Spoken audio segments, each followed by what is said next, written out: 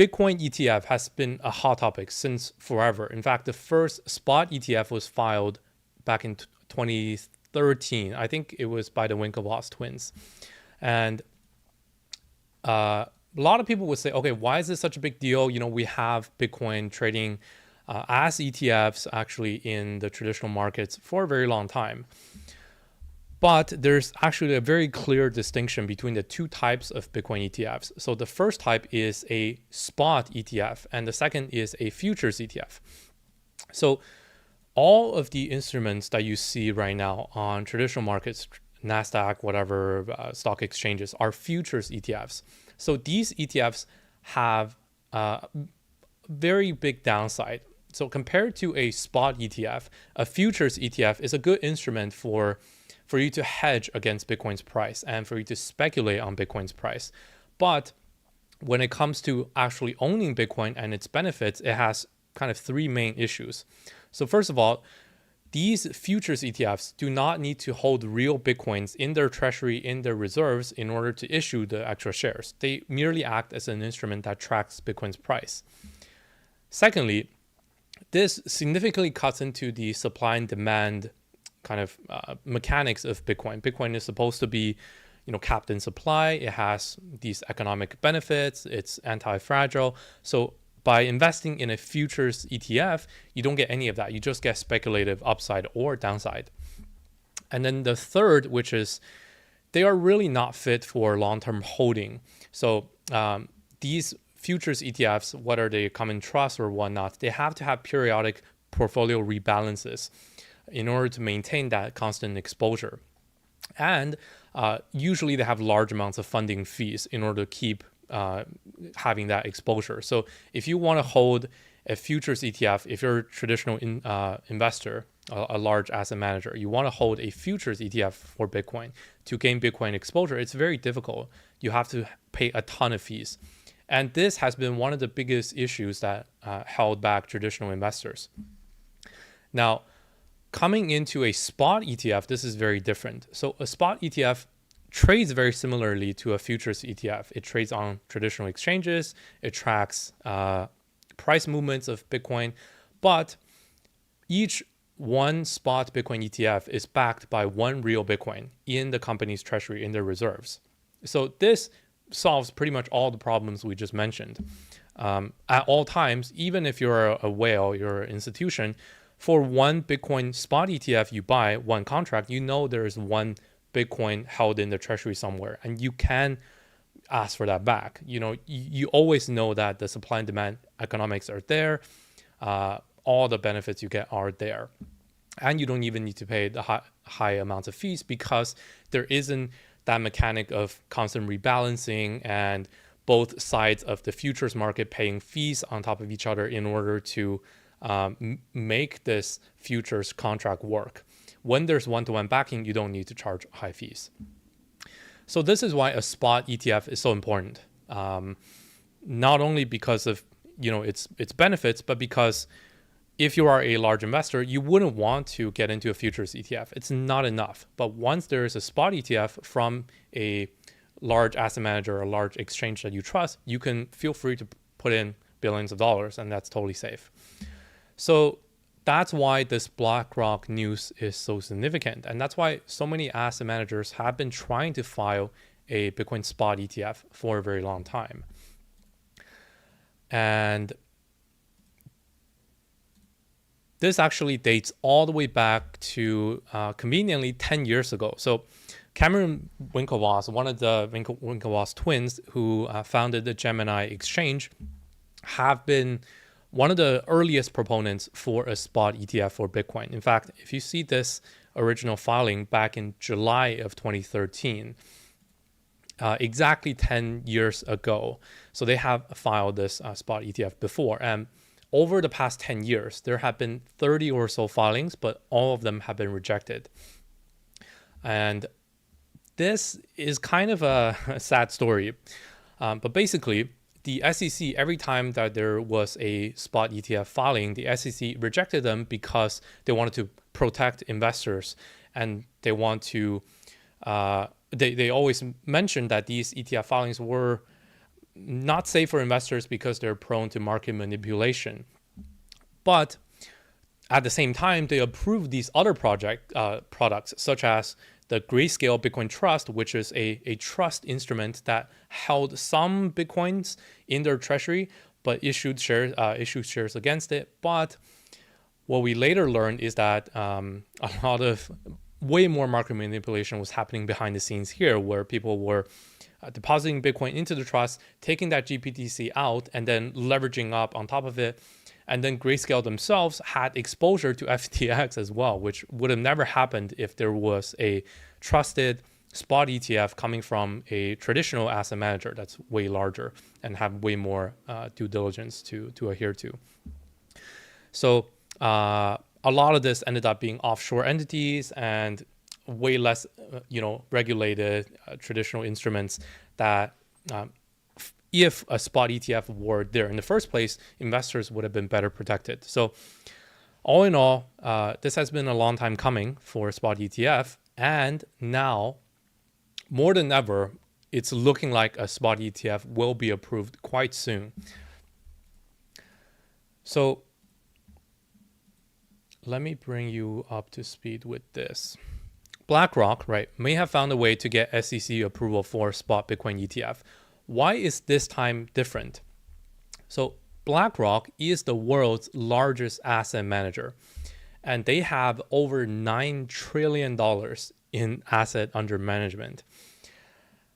And this is very profound. There is literally no bigger player in the world that can file for an ETF and have a better approval and have better say in this. In fact, 1/3 of all US ETFs are under BlackRock's management right now. And they have a near perfect track record of filing for ETFs. Out of all of their filings, they have 575 approvals and only 1 rejection. Pretty insane records, near perfect, almost perfect. So basically, if BlackRock files for an ETF, they most certainly know that it's going to be approved by the SEC, just based on statistics. So definitely BlackRock coming in is a better testament than every other filer, every other institution coming in. And most likely they know something we don't. And this is why all it took was BlackRock to be the first mover and to file their Bitcoin spot ETF. And now we're seeing a whole domino effect playing out. You see here. So after BlackRock, Fidelity also joined the rush to file a Bitcoin ETF, and followed suit was ARK Invest, and also Investco was another significant one. So as long as one spot ETF is approved, no large asset manager will want to be left behind. They will want a piece of the pie. So this is why over the last 2 weeks, I'll show you a list here. These are all the spot ETF applications in this year, and you see these ones in June. So we have BlackRock, Bitwise, Investco, WisdomTree, Valkyrie, and Fidelity. And the really significant ones on this list are BlackRock for sure, and then I would say Fidelity and Investco. So if you just Google the largest asset managers in the world, BlackRock, you see, is number 1, $9 trillion asset under management. And number 3, we have Fidelity, 3.8 trillion. And Investco is 1.4 trillion. So these 3 are by far some of the biggest asset managers in the world, if not only in the US. And that's why out of this list, these 3 are definitely the ones to pay attention to. In terms of ARK, Bitwise, Valkyrie, WisdomTree, these are kind of smaller players, and some of them are actually specific to crypto. So whether they get approved or not is not that significant. In fact, these are the guys that have a long history of filing and getting rejected.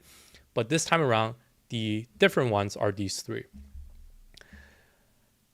Okay. So after all of these news broke about 2 weeks ago, a bit of setback came in the form of the SEC. So the SEC announced that they came out and they had a major pushback against these new ETFs. And specifically, they said, quote, these ETFs filings were inadequate. And this led to a bit of a panic attack in the crypto industry. People thought these ETFs were all getting rejected. But actually, this is not the case. So in fact, what they were referring to is that, I'll bring you up to speed here.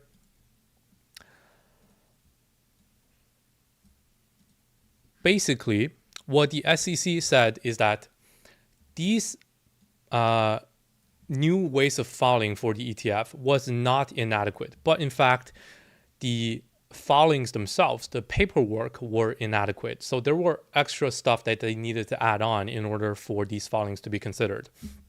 And specifically, what were they asking these asset managers to do was that they need to file this thing called a surveillance, what's it called? Here, surveillance sharing partner is what they all missed. So basically, in the initial filing announcement from BlackRock, the way they found to get these SEC approval for the spot ETFs was that they're going to work with large exchanges in the US markets, specifically NASDAQ and the CBOE, to say, okay, at all times, our markets are not going to be manipulated. These spot ETFs are going to be surveyed and tracked. But the SEC went back to them and said, okay, you can't just tell us that NASDAQ is going to do this. You have to have a crypto partner that's sufficiently big in size and regulated in the US markets to be your partner to track basically on-chain activity for all the things that are happening in these Bitcoin spot ETF instruments.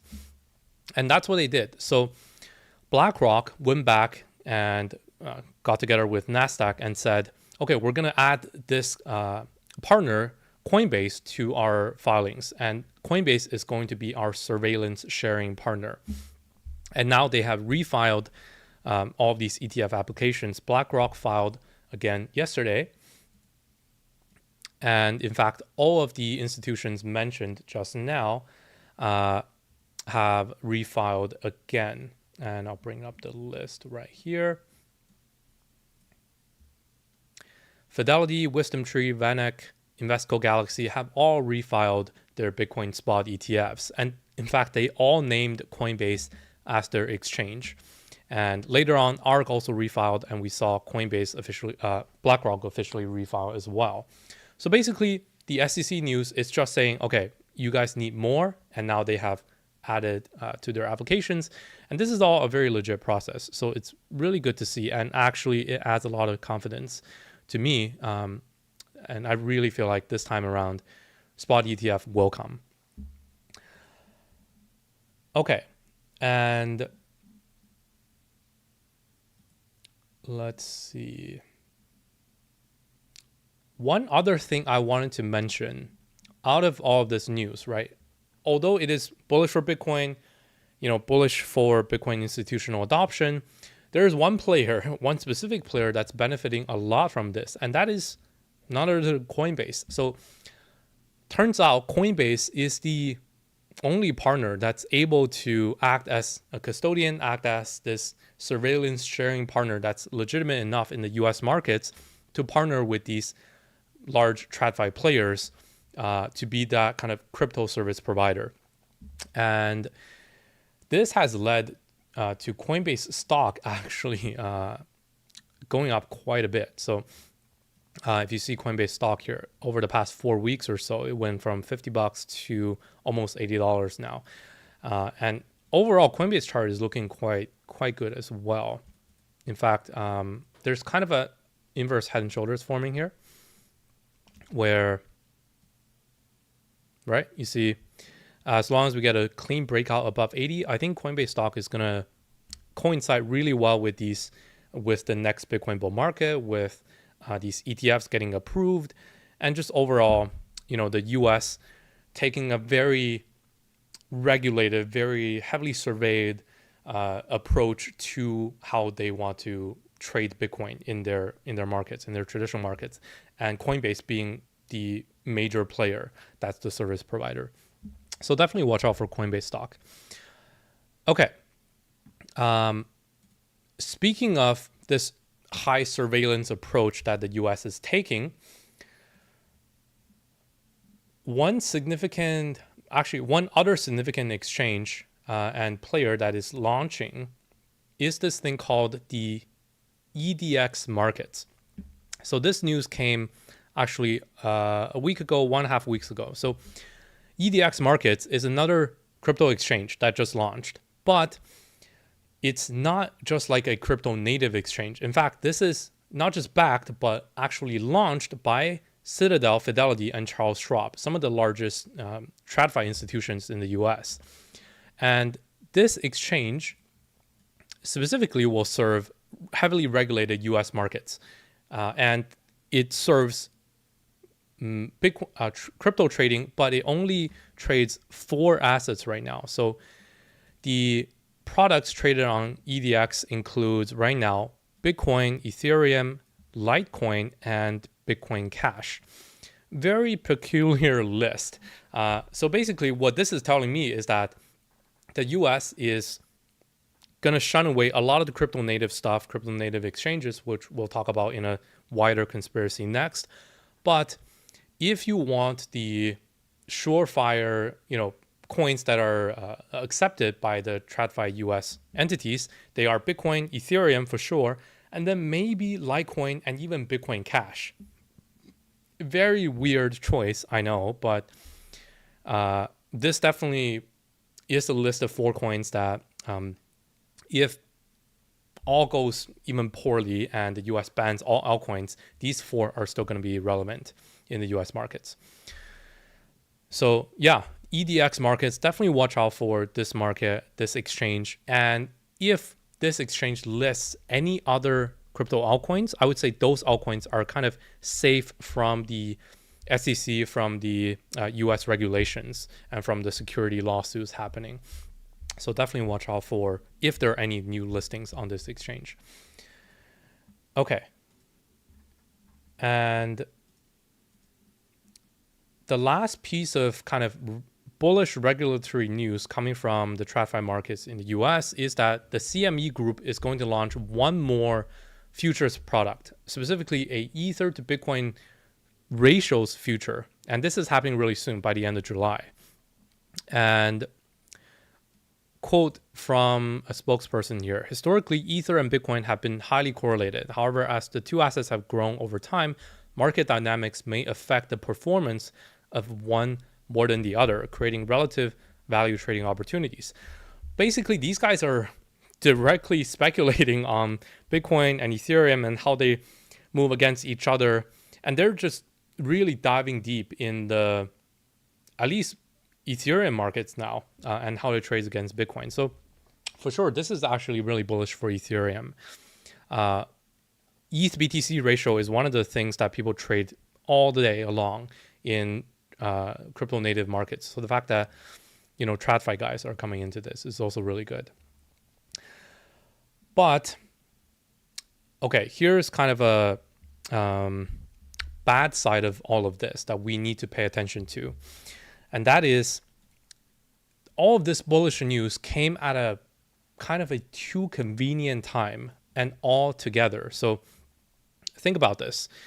Just a few weeks ago, we were all kind of Armageddon. Oh, crypto's getting banned. The US hates crypto. And now all of a sudden, US loves crypto. What's really going on? So let's break down the whole timeline that's been happening. So if you remember this thing called Operation Chokepoint 2.0, where the US has this overarching effort to debank crypto and to cut down all of the offshore entities that are offering crypto services to the US and US residents, US customers. When did this really start, right? Think about it. At the beginning of the year, we have all of the exchanges, right, requiring mandatory KYC for US and even just North American residents. You see all the exchanges now are banning exchange products, and you can't even sign up to these exchanges, crypto native exchanges, if you're part of the US. And not only KYC, but also as long as you have a US IP, you can't even access these exchanges. So this is OKX, and we just saw KuCoin completely banning, US KYC. Every single user needs to complete KYC now. Bybit, Binance US is even getting shut down. And then came Binance, all of the flood against Binance, right? So first it was the stablecoin news with BUSD. Then later on, US launched this full-on lawsuit against Binance US, and even CZ himself over the web of deception. So basically taking Binance out as a kind of example, right? The largest player as an example. And Binance, to be fair, is getting way too big as an entity. It's bigger than some of the smaller countries in the world now. Binance can literally buy countries and just, go there and be self-sovereign and be regulated. So it's getting quite scary for, the US markets. And on top of that, because these crypto exchanges, they themselves have their own stablecoins, and these stablecoins are all denominated in US dollars. We have BUSD, we have US Tether, we have True USD, USDC. All of these have been tested, right? So first we saw BUSD, the stablecoin, being hit by US regulators, and Paxos, the custodian, was basically called to say, okay, you cannot mint BUSD anymore. And now BUSD only goes down, right? The supply only goes down, and all the usage is pretty much getting stopped. And then later on, we saw Circle, right? USDC, the provider of USDC, Circle, getting hit again, and the USDC stablecoin going depeg. Now, there's a bit of conspiracy going on for what really happened here. We all know about Silicon Valley Bank, SVB, and their collapse. And some people will say, okay, Circle, USDC, it's just they're unlucky and they have money in SVB, and that's why, they were hit. But others will say, okay, this is all part of a bigger scheme, and which we'll talk about in a bit. And then we saw just this week another major stablecoin that has over $1 billion in market cap, I think, True USD, TUSD, also depegged, and they dropped all the way to 80 cents. And a lot of this isn't like, major things getting resurfaced. This is just somehow people are digging into the backings of these stablecoins and their connections. And people found out, okay, True USD custodians, Prime Trust, had issues. And in fact, True USD had connections to Justin Sun, which again leads to a lot of speculation. Just out of nowhere, right? It's not like, okay, these guys got hacked or these guys lost money. No, it's just people all of a sudden are digging into these things. But who's driving these efforts, right? And also USDT, the largest stablecoin Tether, also saw a big FUD around the depeg, which is really scary. And you might say, okay, these things are only crypto native things that are happening. These players are just, have been fraudulent, right? But how does this tie into Operation Chokepoint 2.0? So really, if you think about it, the banks that were hit in the US, SVB, Signature, and Silvergate, not only are these tech banks, but these three banks specifically all served a ton of crypto customers. So a lot of the crypto, not only a lot of it, most of the crypto players that have US banking were part of these three banks. And this is why, a lot of people say SVB is just a coincidence. But the fact that SVB was taken over, Silvergate and Signature were also taken over, and now all of a sudden banks are just safe now. It really came at a too convenient time, right? Tying into how these US-based, crypto entities had their reality check, and they were kind of debanked, right? And it just was all too convenient. And now leading into this positive news of BlackRock coming in and these traditional Wall Street institutions coming in right after the largest crypto native institution, Binance, was hit, right? So think about how quickly the tides have shifted. 3 weeks ago, Binance was hit. US regulators, SEC, FDIC, US regulators says no to crypto, right? Binance and all these crypto exchanges, get out of the US. We don't serve you. 1 week after, SEC says, well, okay, SEC didn't say so, but BlackRock, the largest TradFi institution that clearly knows SEC better than anyone else, falls for the most sought after instrument in the Bitcoin world, in the crypto world, the Bitcoin spot ETF, and the SEC starts working with them. You can't just say that's coincidence, right? So clearly, it's no longer conspiracy. The direction is very clear. So all of this timing leads to basically the US saying, okay, we like Bitcoin, we like Ethereum, and we might like Litecoin and Bitcoin Cash, right?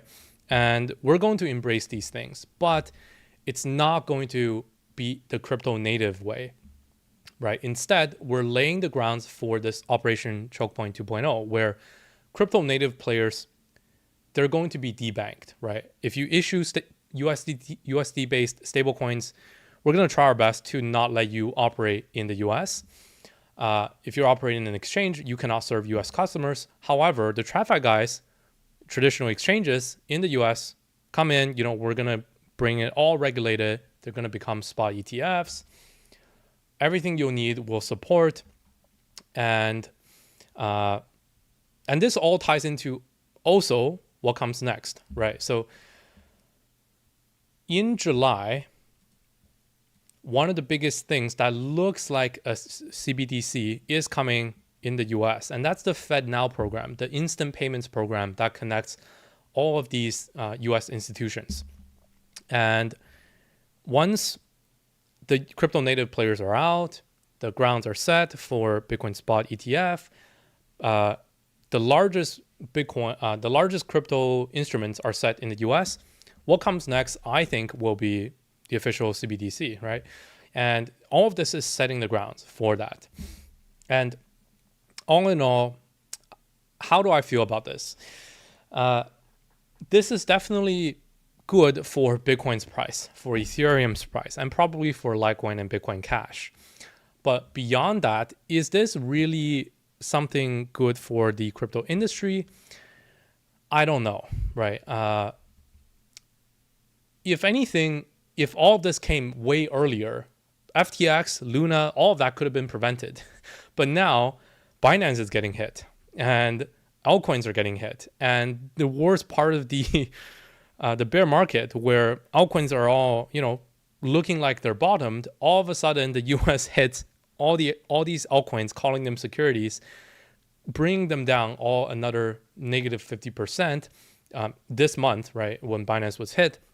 Meanwhile, bringing up Bitcoin and Ethereum and making them heavily regulated and all of a sudden darlings of TradFi. I don't know if that's a good move for traditional investors unless you knew about it and unless you were specifically just holding Bitcoin and Ethereum. Otherwise, I don't know how this will go. So bullish for Bitcoin and Ethereum. And in fact, I've always hold Bitcoin and Ethereum a lot. So that side is good. But if you're into altcoins like me, this is looking like a pretty peculiar situation. So I really hope that, the TradFi guys can embrace altcoins as well. But the fact that so many coins, in fact, not so many coins, all of the altcoins trade against one of the USD-based stablecoins that's crypto native right now. That's a big issue. I don't think the US will be happy about this. So all these large exchanges that you currently trade altcoins on, all the pairs are denominated against USD Tether. Maybe it's needed that we move to USDC. But again, USDC is, it doesn't seem like the US completely loves USDC. So I don't know, maybe we need to move back to Bitcoin-based pairs. Maybe there's a USD stablecoin that is official, like a CBDC sometime in the future, and all of the exchanges need to embrace that. I don't know what it will look like, but the future for altcoins, especially when they're paired against these crypto native USD stablecoins, is looking kind of up in the air right now. So yeah, that's a big situation that we need to watch out for. All in all, I think that, yeah, this is a pretty good time for Bitcoin, Ethereum. And I think, prices wise, it will be good. And just naturally, because there's liquidity coming into Bitcoin and Ethereum, altcoins will be fine. But there's always that hanging bomb now, and that of USD Tether. What's going to happen with Tether? What's going to happen with these trading pairs on all the crypto native exchanges? That needs to be resolved. And it's looking like a conflict is brewing with how the TradFi guys want to trade crypto and with how crypto native guys want to trade crypto. So what's going to be the settlement pair? That's the big question that needs to be resolved. Once that is resolved, like, things are going to look really bright. So definitely watch out. Okay. That's basically all that I wanted to talk about. And yeah, I think now is a really good time. All of this leading into 2024, hopefully all of this can be resolved within the next year so that once the Bitcoin halving is over, things will be good.